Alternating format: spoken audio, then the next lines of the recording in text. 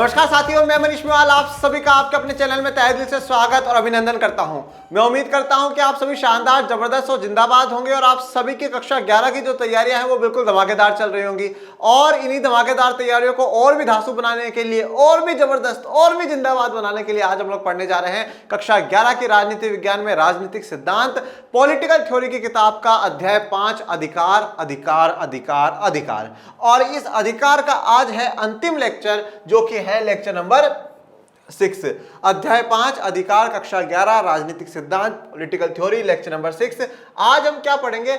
आज बच्चों हम दो बड़े इंपॉर्टेंट टॉपिक कवर करने जा रहे हैं, पर ये दोनों ही इंपॉर्टेंट टॉपिक जो है आपको बॉक्स में मिलेंगे। एक इंपॉर्टेंट टॉपिक ये है कि मानवीय गरिमा, और एक तो देखो, एक तो जो गरिमा है ना, ये किसी लड़के का नाम नहीं है ठीक है। मानवीय गरिमा के बारे में कांट, ठीक है, तो ये कांट को कांट सही से लिखेगा, कोई कांटा मत लिख करके आ जाएगा ठीक है। तो मानवीय गरिमा के बारे में कांट, और फिर दूसरा पढ़ेंगे मानव अधिकारों की विश्वव्यापी घोषणा पत्र की प्रस्तावना, ठीक है। तो बड़ा लंबा चौड़ा हेडिंग है सर, समझाएंगे क्या है। चलिए शुरू करते हैं आज के लेक्चर को। मानवीय गरिमा के बारे में कांट, ठीक है। किसकी बात कर रहे हैं हम लोग? मानवीय गरिमा के बारे में कांट। अब देखिए, सबसे पहले तो यहां पर मानवीय गरिमा का मतलब क्या होता है। देखो भाई, एक चीज को समझो आप लोग कि ईश्वर ने जितनी भी प्रजातियां बनाई, चाहे पशु की बनाई, पेड़ पौधों की बनाई, किसी भी की भी बनाई, उन सभी प्रजातियों में से अगर सबसे श्रेष्ठ कोई प्रजाति है तो वो मनुष्य है। ये तो जो बात है धार्मिक बात है, ठीक है। धर्म के अनुसार जो कही जाती है कि सबसे जो श्रेष्ठ प्रजाति है वो मानव की है, मनुष्य की है, ठीक है। और इस मानव और इस मनुष्य की प्रजाति होने के नाते हम सब एक जैसे हैं, और हम कहते हैं कि हम एक ईश्वर की संतान है, हम सब उसी की संतान है। और उसी हिसाब से अगर हम अब धार्मिक से हट करके बेसिक बातों पर आते हैं, तो हम मानते हैं कि जब हम सभी मानव हैं, हम सब ह्यूमंस हैं। जैसे आप एक बात देखिएगा, जो जानवर होता है ना, जानवर भी जैसे ना अपने उसको सपोर्ट करता है, ठीक है, अपने जो प्रजाति का होता है उसको सपोर्ट करता है। फिर हम आज जो मानव है, हम एक प्रजाति के, हम एक स्पीसीज के हैं, तो फिर हम सब एक दूसरे से क्यों लड़ रहे हैं?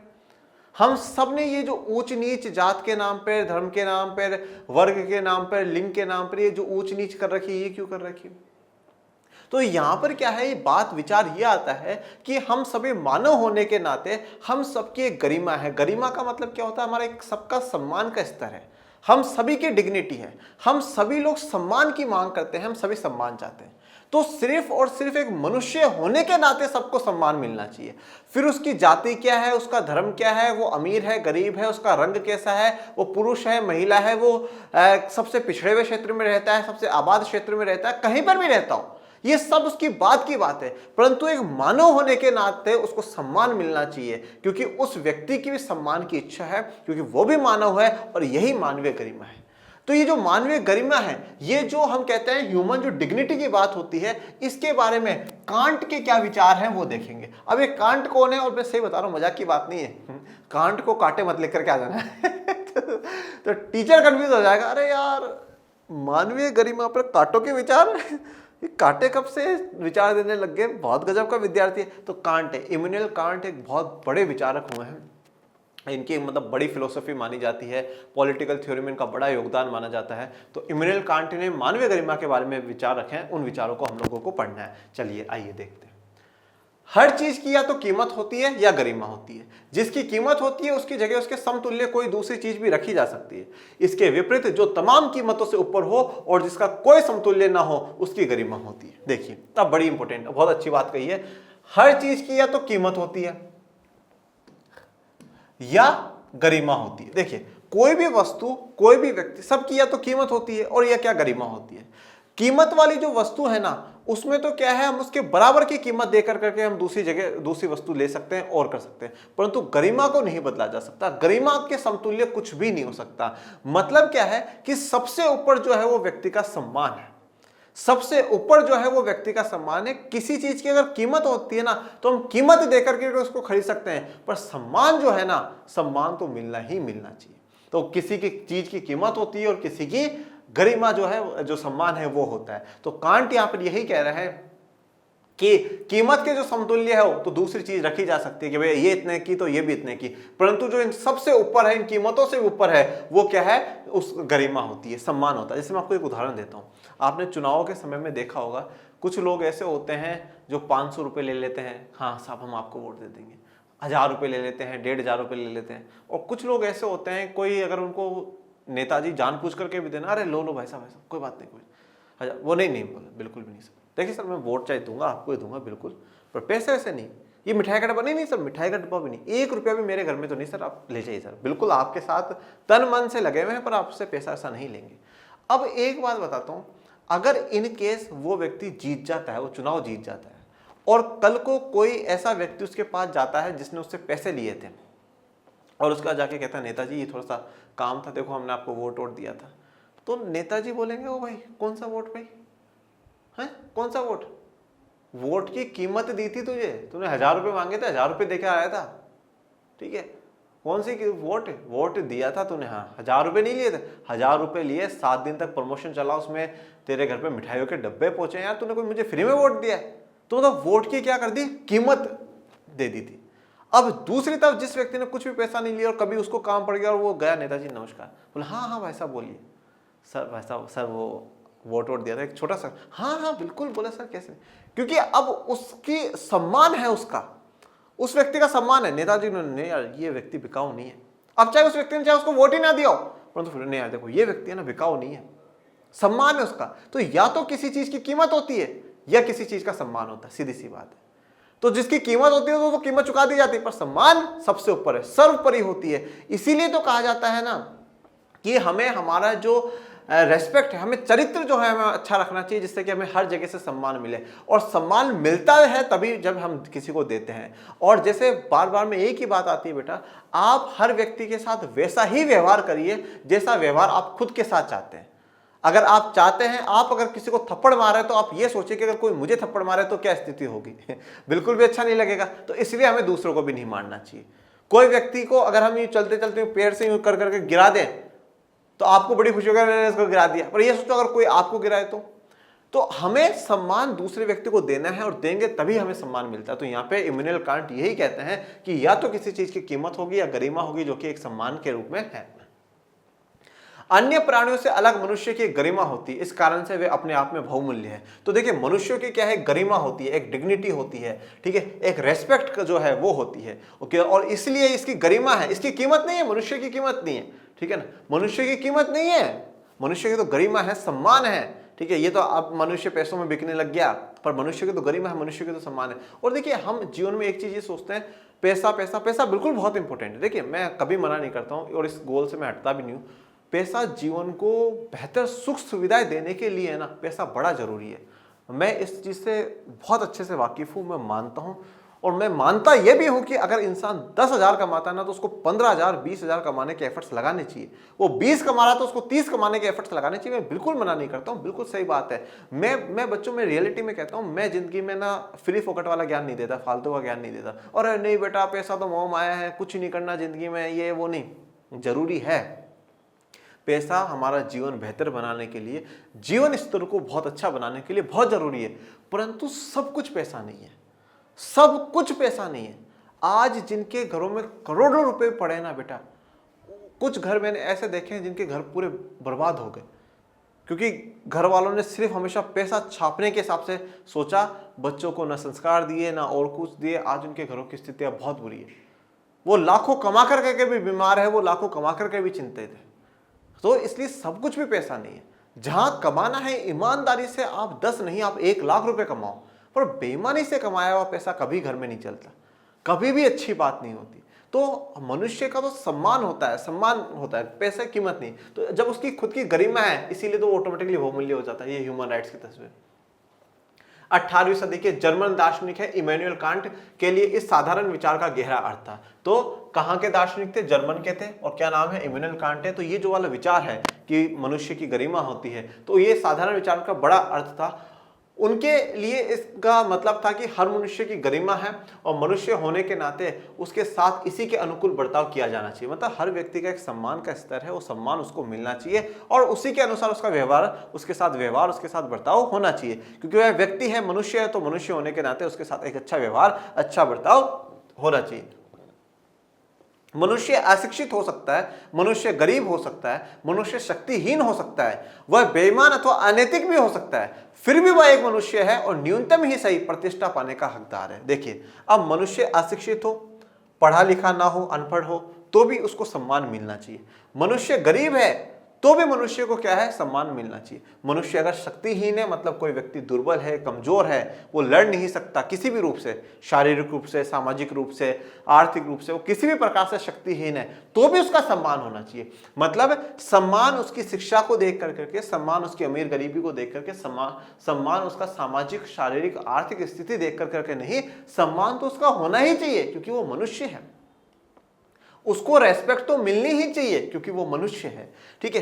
पर यहां पे जो इमैनुअल कांट कहते हैं कि वो बेईमान हो और अनैतिक भी हो, तो भी उसके साथ क्या है, कम से कम न्यूनतम ही सही पर प्रतिष्ठा पाने का वो भी हकदार है। तो इसीलिए तो क्या है, आप भारत में देखिएगा कि जो लोग जेलों में जिनको कैद रखा जाता है, जो अगर कुछ क्राइम करने के बाद, तो वहां पर भी उनको क्या है, ट्रेनिंग दी जाती है अलग अलग कामों की, उनसे काम करवाए जाते हैं, उनको शिक्षा दी जाती है, ठीक है, सुधार गृह में भेजा जाता है, जिससे कि जिस दिन भी वो यहाँ से रिहा होकर करके जाए वो बेहतर जीवन जी सके। मतलब ऐसा नहीं कि एक बार कुछ गलत कर दिया तो वह सब जिंदगी ही बर्बाद है, वहाँ पर भी सुधार के मौके होते हैं, उनको बेहतर अपनी प्रतिष्ठा, अपना रेपुटेशन बनाने का हकदार, उनको अवसर मिलता है। कांट के लिए लोगों के साथ गरिमा में बर्ताव करने का अर्थ था उनके साथ नैतिकता से पेश आना। अब कांट के लिए लोगों के साथ गरिमा में बर्ताव का मतलब क्या है? मतलब कोई पूछे गरिमा वाला बर्ताव, कांट कह रहे हैं ना गरिमा वाला बर्ताव करिए, तो ये गरिमा वाला बर्ताव कैसा? ये गरिमा में जो बर्ताव है, ये बिहेवियर है, तो इसका मतलब क्या है? तो कांट कहते हैं नैतिकता से पेश आना, मतलब आप मोरलिटी से पेश आइए, आप एक नैतिक, एक मोरल व्यक्ति, एक अच्छे व्यक्ति बनकर करके आप पेश आइए, ठीक है। जैसे आज है ना, आज हमारी नैतिकता, हमारे संस्कार क्या कहते हैं, हमसे जितने भी बड़े हैं उनके पैर छूने चाहिए, हमें पैर छूने चाहिए, ठीक है। हमें सम्मान करना चाहिए, हाँ नमस्कार अंकल, नमस्कार नमस्कार नमस्कार, ये हमारा नैतिकता है।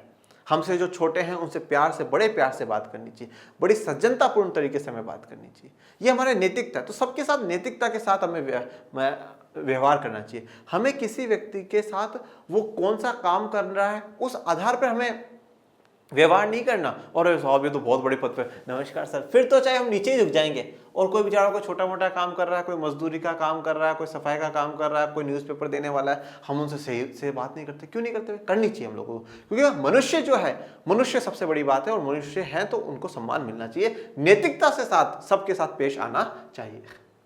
ये विचार उन लोगों के लिए एक संबल था जो लोग सामाजिक ऊंच नीच के खिलाफ और मानव अधिकारों के लिए संघर्ष कर रहे थे। तो ये विचार उन लोगों को बहुत अच्छा लगा जो सामाजिक ऊंच नीच के खिलाफ संघर्ष कर रहे थे, कि भैया हाँ बात बिल्कुल सही है, ये जो समाज में ऊंच नीच है खत्म होनी चाहिए, और मनुष्य होने के नाते पर क्या है, सबके साथ जो है बेहतर जो व्यवहार है वो व्यवहार होना चाहिए। और मानव अधिकारों के लिए जो संघर्ष कर रहे थे कि भाई सभी मानवों को अधिकार मिलने चाहिए, उनके लिए भी ये बात मतलब बहुत अच्छी थी। ये ह्यूमन राइट्स के लिए तस्वीर। कांट के विचार ने अधिकार की एक नैतिक अवधारणा प्रस्तुत करी। तो कांट के विचार ने जो अधिकार है उसकी एक नैतिक मतलब अवधारणा प्रस्तुत करी है, एक मोरल कॉन्सेप्ट उन्होंने सामने रख कर आए कि अधिकार का मतलब ही क्या है कि हम हर व्यक्ति के साथ नैतिकता के साथ पेश आए, हम मोरलिटी के साथ पेश आए, हम हर व्यक्ति के साथ एक अच्छा व्यवहार करें। यही क्या है, कहीं ना कहीं ये भी उनका अधिकार है। पहला, हमें दूसरों के साथ वैसा ही आचरण करना चाहिए जैसा हम अपने लिए दूसरों से अपेक्षा करते हैं। बहुत अच्छी बात कही है ये बात, तो मतलब आपको हमेशा अपने कमरे में लिखी लेनी चाहिए। देखिए कुछ चीजें, कुछ बातें हमें अपने में उसमें रखनी चाहिए दिमाग में। जैसा पहला तो है, जैसे एक तो भगवान बुद्ध वाला संदेश, जियो और जीने दो, ठीक है, कि हम खुद को भी जिएंगे और दूसरों को भी जीने देंगे। मतलब दूसरों की जिंदगी में फालतू का दखलंदाजी नहीं, मारना पीटना ये नहीं। दूसरा एक भगवान बुद्ध का है अपो दीपो भव, मतलब स्वयं के दीपक स्वयं है, मतलब खुद ही हम प्रकाश कर सकते हैं, हम खुद ही बेहतर बन सकते हैं। तो तीसरा, जैसे डॉक्टर अंबेडकर का है कि we are Indians firstly and lastly, हम पहले और अंत में भारतीय हैं। इसके अलावा एक जैसे महात्मा गांधी जी कहा करते थे कि जैसा आप विश्व को देखना चाहते हैं वैसा आप खुद पहले बनिए और फिर विश्व को आप वैसा बनाने के प्रयास करिए। उसके अलावा जैसे आज यहाँ पर ये विचार है, तो हम हमेशा दूसरों के साथ वैसा व्यवहार करना चाहिए जैसा हम अपने लिए दूसरों से अपेक्षा करते हैं। आप क्या व्यवहार चाहते हो? आप खुद एक लिस्ट बनाओ कि आप क्या चाहते हो। आप चाहते हो कि मैं जब कहीं जाऊं, मुझसे जो छोटे रहे वो मुझसे बड़े विनम्रता के साथ, बड़े सम्मान के साथ व्यवहार करें, ये पॉइंट लिखो। मैं जहां जाऊं और कोई मुझसे बड़ा हो तो वो मुझे बड़े ऐसे बिल्कुल बच्चे, खुद के बच्चे की तरह व्यवहार करें। हाँ बेटा कैसे हो, क्या कर रहे हो अभी, बढ़िया, आज बैठ जाओ बेटा, बैठ जाओ, परेशान मत हो, बैठ जाओ, ऐसा व्यवहार करें, लिखो आप। ठीक है। अगर मैं आज जाता हूं, मैं पढ़ाता हूं तो मेरे साथ मेरे जो स्टूडेंट्स हैं वो मेरे साथ ऐसा व्यवहार करें, वो लिखो। मैं ये काम करती हूं तो मेरे साथ वहां के मेरे जो साथी हैं वो ये व्यवहार करें।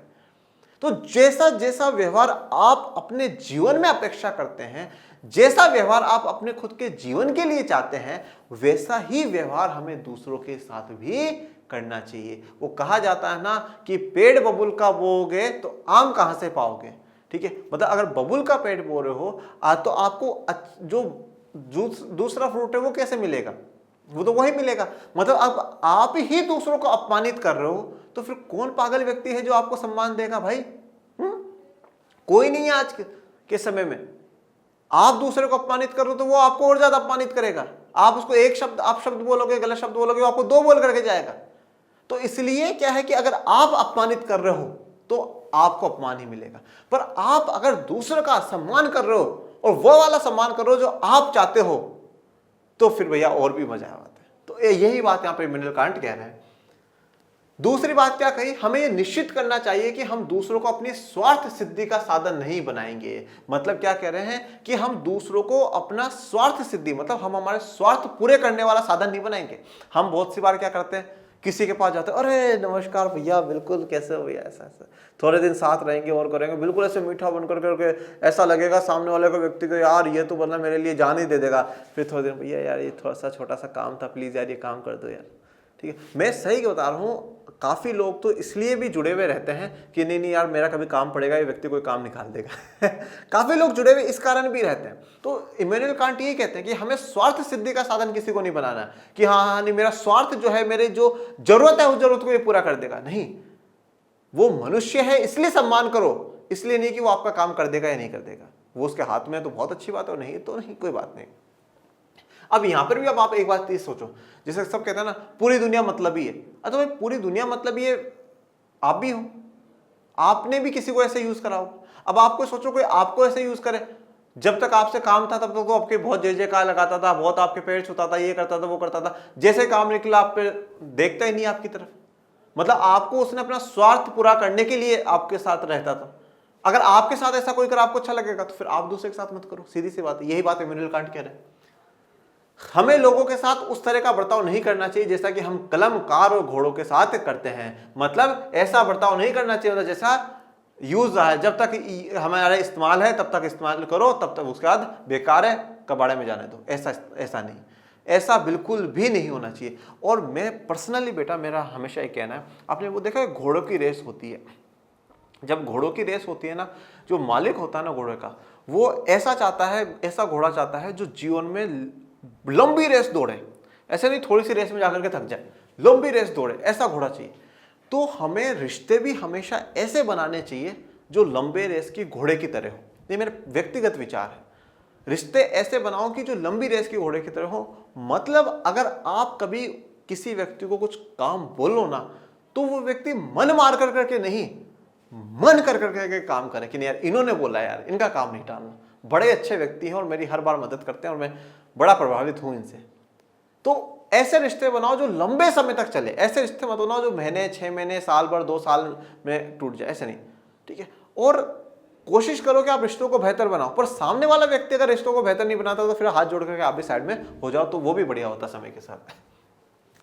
हमें लोगों का सम्मान करना चाहिए, इसलिए नहीं कि वे हमारे लिए उपयोगी है, बल्कि इसलिए कि वे आखिरकार मनुष्य हैं। तो हम लोगों का सम्मान करें, हम उनकी रेस्पेक्ट करें, पर इसलिए नहीं कि वो हमारे लिए जरूरी है। और सच में आज काफी लोग तो इसीलिए करते हैं कि हाँ नहीं साहब ये हमारे लिए जरूरी है, काम आ जाएगा, ये काम आ जाएगा। इसलिए मत करो, सम्मान इसलिए करो क्योंकि वो भी मनुष्य है, वह भी मनुष्य है। ठीक है ना, वो मनुष्य है इसलिए सम्मान करना है, और आप जैसा सम्मान करोगे वैसा आप पाओगे भी। ठीक है, चलिए, तो यहां पर इमैनुएल कांट की विचारधारा की जो बात है वो खत्म। अब बात कर लेते हैं मानव अधिकारों की विश्वव्यापी घोषणा की प्रस्तावना। प्रस्तावना क्या होता है? प्रस्तावना, जैसे आपने भारत के संविधान की प्रस्तावना पढ़ी, मतलब एक प्रकार से क्या है, वो पूरा उसका आगे जो है सब कुछ, उसका एक प्रकार से निष्कर्ष सा वहां पर आपको देखने को मिलता है। ठीक है, उसका पूरा सा निष्कर्ष है कि हाँ भैया जो भी हम आगे पढ़ने जा रहे हैं उसका निष्कर्ष है।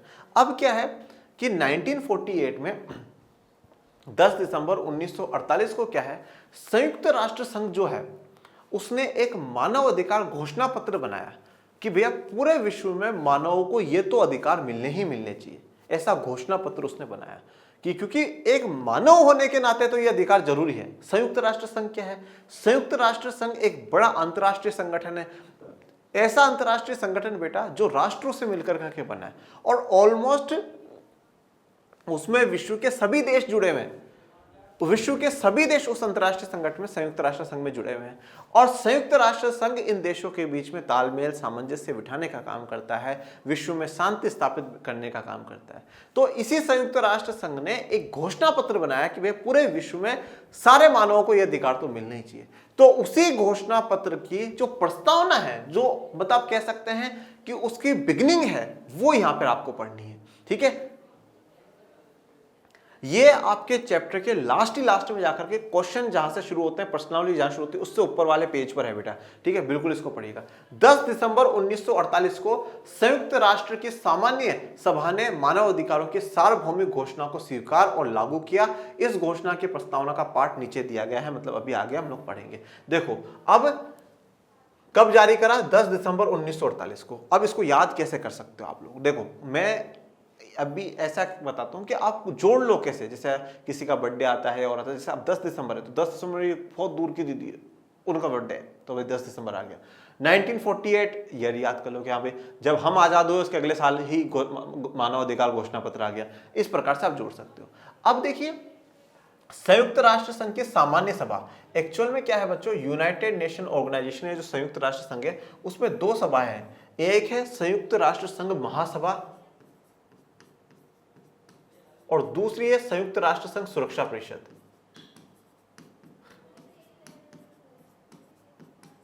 ये जो सामान्य सभा या महासभा एक ही बात है। इस महासभा में ऑलमोस्ट सभी जितने भी 193 देश हैं वो लगभग सभी इसमें जुड़े हुए हैं।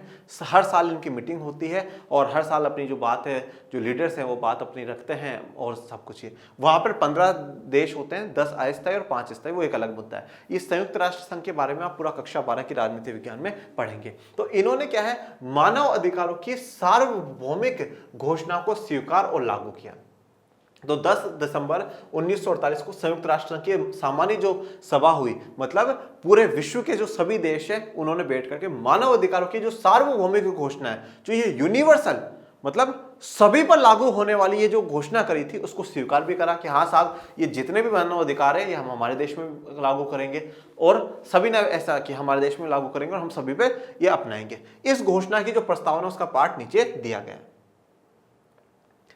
इस ऐतिहासिक कृत्य को आगे बढ़ाते हुए सामान्य सभा ने सभी सदस्य देशों से मानव अधिकारों की सार्वभौमिक घोषणा के पाठ को प्रचारित करने का आह्वान किया। अभी जो ऐतिहासिक कृत्य करा गया था, ये जो एक हिस्टोरिकल काम करा गया था कि भाई पूरे विश्व में सभी जो मानव है उनके अधिकारों का ध्यान रखना, ठीक है, और उन अधिकारों को मानना और उनको पूरा करवाना, स्वीकार करना, उनको लागू करवाना, ये वाला जो कृत्य बड़ा जो काम हुआ था, इस काम के लिए सामान्य सभा ने सभी सदस्यों से, सदस्य कौन है? विश्व के सारे देश हैं, वहां के सारे प्रधानमंत्री, राष्ट्रपति जो भी मुख्य वो वहां पधारे थे, तो उन सबसे आह्वान किया कि जो मानव अधिकारों का सार्वभौमिक जो घोषणा का पाठ है इसको प्रचारित करने का आह्वान किया।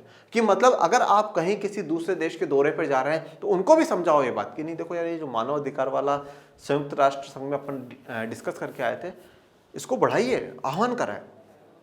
आप किसी दौरे पे जा रहे हैं, आप और कहीं जा रहे हैं, तो हर जगह किसी देश में भी आप जा रहे हैं तो वहाँ पर भी अगर कोई लीस्ट डेवलप्ड कंट्रीज़ हैं या कम विकसित वाले देश हैं थोड़े, तो उनको समझाओ कि नहीं देखो यार मानव अधिकार बड़े जरूरी हैं, संयुक्त राष्ट्र संघ में अपन ने सबने बैठ करके डिस्कस करें हैं, बड़े जरूरी। तो प्रचारित करने का आह्वान करा है, लोगों तक पहुँचाने की बात यहाँ पर करी गई है।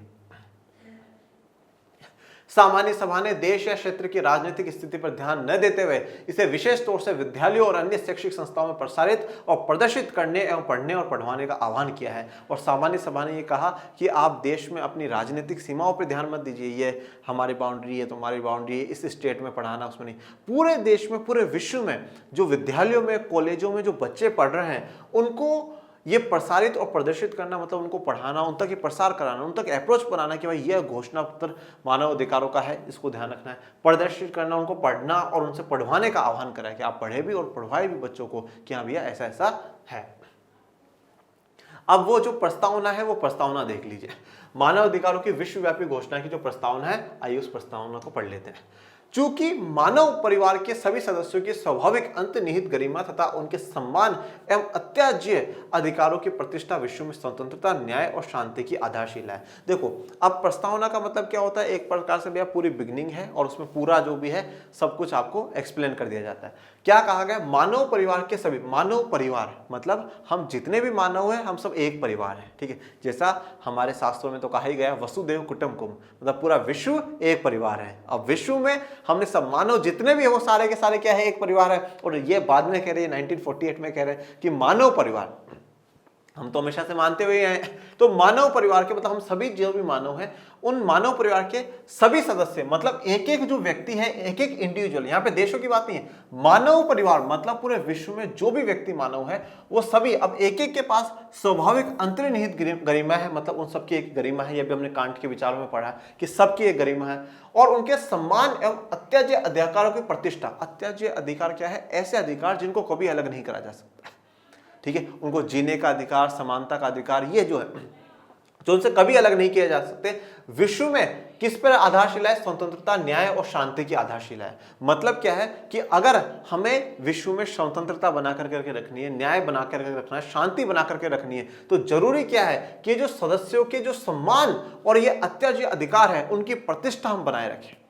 क्योंकि अगर हर व्यक्ति को अधिकार मिलता रहेगा, वो अगर फ्री रहेगा, समानता वाला बेहतर जीवन जी पाएगा, तो सब स्वतंत्र भी रहेंगे, देश में न्याय भी, और सब क्या है, शांति भी जो है वो बनी रहेगी। नहीं तो जैसे देखिए, अगर आप किसी भी देश में देख लीजिए, अगर किसी को अधिकार नहीं मिलता है तो क्या करेंगे? न्यायिक रूप से भी नहीं, फिर चलते हैं, सड़कों पर उतरते हैं, उसकी तोड़ाफोड़ी करते हैं, मुर्दाबाद के नारे, उसको मार दिया, उसको कर दिया। तो ये तो क्या है? ये न्याय थोड़ी। तो आधारशिला जो है वो यही कि सबको न्याय मिल जाए, सबको अधिकार मिल जाए, वो जरूर है। चूंकि मानव अधिकारों के उपहास तथा अवमानना के कारण मानवीय चेतना को भयभीत करने वाला क्रूरतापूर्ण कृत्य प्रतिफलित हुए हैं। देखिए अब क्या कहा? मानव अधिकारों के उपहास, मतलब मानव अधिकारों का जो उपहास हुआ है, मतलब मानव अधिकारों को हमने ध्यान में नहीं दिया, ठीक है। अवमानना मतलब हमने मानव अधिकारों को नहीं माना, अब हमने नहीं माना, हमने उनको इग्नोर कर दिया, उसके कारण क्या हुआ है? जो मानवीय चेतना है उसको भयभीत करने वाले, उसको डराने वाले क्रूरतापूर्ण करते हमारे सामने है। क्रूरतापूर्ण मतलब बिल्कुल बिना दया भाव वाले जो काम है ना, ऐसे काम से आप देखते हैं कहीं पर किसी को इतनी बुरी तरीके से मारा जाता है और कुछ करा जाता है, उसके साथ मनुष्य लगता ही नहीं कि वो मनुष्य है। जैसे आप देखो कुछ जगह जो है गुलाम जो है नौकर होते हैं, उनके साथ कैसा छोटे से ये बेल्ट निकाल करके मार दिया जाता है, ये ऐसा कर दो, वहां से चल जाओ, ये चल जाओ। तो ऐसा मतलब जो मानवीय चेतना है, जो हम मानव है, हमारी जो चेतना है, उसको डराने वाले इतने खराब जो काम है वो हमारे सामने है। क्यों है? क्योंकि हमने मानव अधिकारों को ध्यान में नहीं रखा, हमने उनको अवमानना कर दी, हमने कॉन्सेप्ट देखा ही नहीं कि सब मानव है, तो फिर ये मारपीट, ये झगड़ा क्यों? इसलिए यह अनिवार्य है कि एक ऐसे विश्व की स्थापना हो जिसमें सभी मनुष्य भाषण तथा विश्व की स्वतंत्रता हासिल तथा भय तथा अभाव से मुक्ति प्राप्त कर सके। तो इसलिए क्या कहा? इसलिए जरूरी है कि हम एक ऐसे विश्व की स्थापना करें जिसमें सभी मनुष्य को भाषण और विश्वास की स्वतंत्रता हासिल हो, मतलब भाषण की भी स्वतंत्रता हासिल हो, वो बोल सके, अभिव्यक्ति की आजादी जिसे कहा जाता है, और विश्वास की भाई वो किस चीज पर विश्वास करते हैं, किस पर नहीं, तथा भय तथा अभाव से मुक्त। ठीक है, क्या है? दो शब्द, भय से मुक्त मतलब उनके मन में किसी प्रकार का कोई डर नहीं रहना चाहिए। और डर रहे भी क्यों भाई? आज एक बात बताओ, हम कहते हैं, मैं आज मेरे परिवार में कहते हैं कि अगर इंसान बाहर डर जाता है ना तो वो घर भाग जाता है, पर घर से डरा हुआ इंसान कहाँ जाएगा? ठीक है, आज मैं घर जाऊंगा तो मुझे है ना, नहीं साहब मेरे पापा, मेरा परिवार, मेरी मम्मी, मेरा भाई, में हम कहते हैं हमारा परिवार। जब हमने यहाँ पर कह दिया कि मानव परिवार, तो फिर परिवार में डर कैसा? क्यों डरे हम कि भाई वो मुझे मार देगा, वो मेरे साथ ऐसा कर देगा, ये हमें करना ही नहीं है ना। तो भय से मुक्त होना चाहिए और अभाव से मुक्त। अभाव से मुक्त मतलब उसके पास कुछ संसाधनों की जो कमी होती है वो भी नहीं होनी चाहिए। जो मानव समुदाय की सबसे महत्वपूर्ण अभिलाषा है, जो कि एक मानव समुदाय की सबसे बड़ी इच्छा होती है। क्योंकि यह आवश्यक है कि मनुष्य को अत्याचार तथा दमन के विरुद्ध अंतिम अस्त्र के रूप में विद्रोह न करना पड़े, इसलिए विधि के शासन के द्वारा मानव अधिकारों की रक्षा हो। अब देखिए, अगर इंसान को अधिकार नहीं मिलेंगे तो उसके पास लास्ट रास्ता क्या है? शस्त्र उठाएगा, हथियार उठाएगा और हथियार से विद्रोह करना शुरू कर देगा, विरोध करना शुरू कर देगा। जो उनके खिलाफ है उनको मारता चलेगा, हटाता चलेगा, ठीक है, ऐसा विरोध करना शुरू कर देगा। तो ऐसा विरोध ना हो तो उसके लिए हमें क्या है? विधि का शासन, रूल ऑफ लॉ के अनुसार, मतलब कानून का शासन होना चाहिए। कानून के शासन के अनुसार ही हमें मानव अधिकारों की रक्षा करनी है। मतलब अगर हमें अधिकार नहीं मिल रहे हैं तो हम कानून का जो प्रोसीजर है, कोर्ट जाए, हाई कोर्ट, सुप्रीम कोर्ट जाए। जैसे आपने देखा है कि हमारा संविधान वाली किताब में आर्टिकल 32 के तहत सुप्रीम कोर्ट, आर्टिकल 226 के तहत हाई कोर्ट, हम मौलिक अधिकारों के मामले में जा सकते हैं। तो और जो आर्टिकल 14 है वो क्या कहता है? विधि का शासन, रूल ऑफ लॉ की बात करता है, ठीक है। ये चीजें मैंने आपको पढ़ाई है। तो यही कहा है कि विधि के शासन के द्वारा मानव अधिकारों की रक्षा हो, जिससे कि कोई भी शस्त्रों का प्रयोग करके अपने अधिकार ना मांगे। चूंकि राष्ट्रों के मध्य मित्रतापूर्ण संबंधों की स्थापना को प्रोत्साहित करना आवश्यक है, और जो राष्ट्र हैं, देश है, उनके बीच में मित्रतापूर्ण संबंधों की स्थापना जरूरी है। मतलब संबंध कैसे हो? दोस्ती वाले हो, ये झगड़े वाले नहीं, वो उसको डरा रहा है, वो उसको डरा रहा नहीं, दोस्ती वाले होने चाहिए। और दोस्तों में क्या है कि हाँ भाई, अच्छा ये चीज तुम्हारे पास कम है, ये लो मदद कर दी, हमारे पास कम है, ये दे दो। तो मित्रता वाले संबंध होने चाहिए। तो यहाँ पे तस्वीर दिखाई गई है UN@75 2020 और आगे, ये मानव अधिकारों के लिए। जो कि संयुक्त राष्ट्र संघ के देशों ने घोषणा पत्र में मूलभूत मानव अधिकारों, मनुष्य की गरिमा तथा महत्व तथा पुरुषों तथा महिलाओं के समान अधिकारों के प्रति अपना विश्वास पुनः व्यक्त किया तथा व्यापक स्वतंत्रता की उपलब्धि हेतु उत्तम जीवन स्तर तथा सामाजिक विकास को प्रोत्साहित करने का संकल्प लिया। तो अब संयुक्त राष्ट्र संघ के जो सभी देश हैं, उन्होंने घोषणा पत्र में मूलभूत जो मानव अधिकार है, मतलब सभी मानवों को मिलने चाहिए, जो बेसिक अधिकार है, जिन्हें हम हमारी भाषा में मौलिक अधिकार कहते हैं। मनुष्य की गरिमा और उसके महत्व को समझना है, पुरुष और महिला के बीच में अधिकारों की जो समानता है उस पर विश्वास करना है, और ये जो व्यापक स्वतंत्रता है कि व्यक्ति को स्वतंत्रता मिलनी चाहिए, इन्हीं सभी पर, और सामाजिक विकास का जो प्रोत्साहन है, इनको बढ़ाना है, इनका संकल्प सभी देशों ने मिलकर करके किया है। चूंकि सदस्य देशों ने संयुक्त राष्ट्र संघ के सहयोग से मानव अधिकारों तथा मूल स्वतंत्रता के विश्व स्तर पर सम्मान तथा अनुपालन को प्रोत्साहित करने का संकल्प लिया है, क्योंकि उक्त संकल्पों की पूर्ण उपलब्धि हेतु इन अधिकारों और स्वतंत्रताओं की सार्वदेशिक अवधारणा सर्वाधिक महत्वपूर्ण है। अब देखिए, तो सभी देशों ने संयुक्त राष्ट्र संघ में मिलकर करके मानव अधिकारों की बात करी है, उन संकल्पों को पूरा करने की बात करी है। तो ये सार्वदेशिक जो अवधारणा है, ये सर्वाधिक महत्वपूर्ण है, मतलब सभी की जो अवधारणा है वो बड़ी इंपॉर्टेंट है। अतः आज संयुक्त राष्ट्र संघ महासभा मानव अधिकारों के विश्वजनीन घोषणा पत्र को सभी सभ्यताओं तथा देशों के लिए उपलब्धि के सर्वमान्य मानदंड के रूप में यथार्थ घोषित करती है कि प्रत्येक व्यक्ति तथा समाज का प्रत्येक अंग इस घोषणा पत्र का सदा विचार रखते हुए इन अधिकारों तथा स्वतंत्रताओं की मर्यादाओं को अध्यापन तथा शिक्षा के माध्यमों द्वारा प्रोत्साहित करेगा तथा विवेकान्मुख राष्ट्रीय अंतर्राष्ट्रीय साधनों द्वारा इनकी सार्वदेशिक तथा सशक्त स्वीकृति एवं अनुपालन को आपस में सदस्य देशों की जनता के बीच तथा उनके क्षेत्राधिकार के अंतर्गत आने वाले प्रदेशों की जनता के बीच स्थापित करेगा। तो जैसे हमारे भारत की प्रस्तावना है, with the people of India, हम भारत के लोग भारत को देश देश देश देश संप्रभु राज्य बनाना चाहते हैं, उसमें फिर न्याय, समानता, ये सब कुछ है। तो उसी प्रकार से यहाँ पर पूरा भाई सारे जो मेन पॉइंट्स थे वो हो गए। अब उसमें फाइनली क्या लिखते हैं?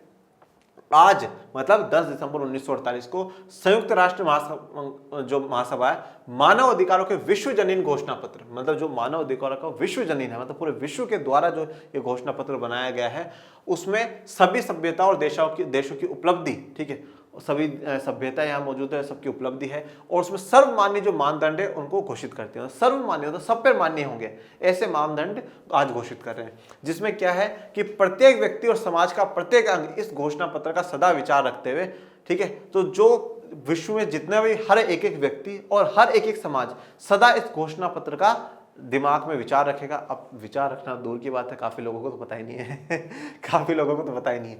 इन अधिकारों तथा स्वतंत्रता और स्वतंत्रता की मर्यादाओं का अध्यापन और शिक्षा के माध्यम द्वारा प्रोत्साहित करेगा। मतलब इन अधिकारों, स्वतंत्रता और स्वतंत्रता जो मर्यादा है उसको मानेगा भी और शिक्षा के द्वारा ही प्रोत्साहित करेगा। विकासोन्मुख राष्ट्रीय, विकासोन्मुख मतलब जो विकास की तरफ उन्मुख है, मतलब ये विकास कर रहे हैं, ऐसे जो राष्ट्रीय अंतर्राष्ट्रीय साधन हैं इनकी सार्वदेशिक और सशक्त स्वीकृति और अनुपालन को आपस में मानेंगे। सदस्य देशों की जो जनता है वो बीच में, उनके क्षेत्राधिकार में प्रदेशों के बीच, जनता के बीच में इनको मानेगी और मनवाएगी या इनको प्रोत्साहित करेगी। ये आज हम संकल्प लेते हैं, ठीक है। और इसी के साथ आज का जो हमारा चैप्टर और ये लेक्चर पूरा कंप्लीट होता है। आपको कोई भी डाउट, कोई भी समस्या हो तो कमेंट बॉक्स में मेंशन करिएगा। बाकी आज का लेक्चर आपको कैसा लगा ये जरूर बताइएगा मेरे प्यारे विद्यार्थियों, और पढ़ते रहिए, आगे बढ़ते रहिए और अपने लर्न एंड शेयर आर्ट्स के चैनल को लाइक शेयर सब्सक्राइब करते रहिए। और मिलेंगे नेक्स्ट लेक्चर में, तब तक के लिए थैंक यू सो मच। जय हिंद, जय भारत।